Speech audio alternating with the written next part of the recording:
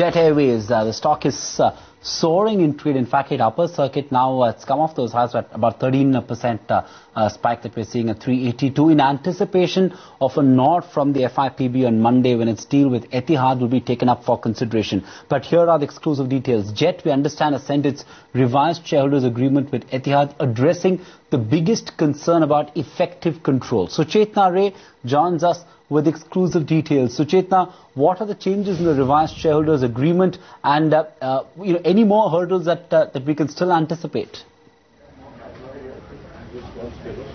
Sandeep, as you mentioned, that Jet has successfully managed to address the biggest hurdle so far, that is the concerns about effective control. Sources tell us that the biggest concern was the fact that Etihad, with just 24% stake, would have 4 directors on a board which would have a total of 10 directors. In the revised shareholding agreement, it is shown that the directors of Etihad will just be 2 in number.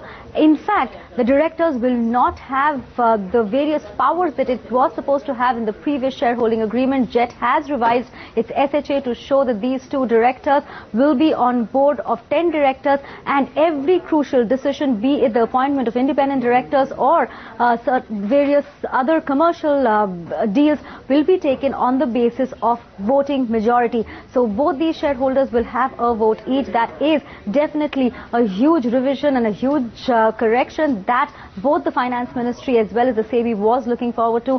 In fact, sources in Finance Ministry tell us that they have been asked to work overtime now to go through this entire revised SHA that Jet has sent in. Apart from this, though, there is a small concern that Finance Ministry is raising. They are still concerned about the beneficial ownership, and the Revenue Department is still studying that aspect of this deal. Remember, 25% of stake will be held by a collegium of NRIs and FIIs. But the Finance Ministry tell us that Revenue Department still wants more details about the nationality and the identity of these NRIs. But that's just a small hurdle is what sources are telling us, because the biggest concern was effective control. And with just 2 directors on a board of 10, they seem to have quelled those concerns.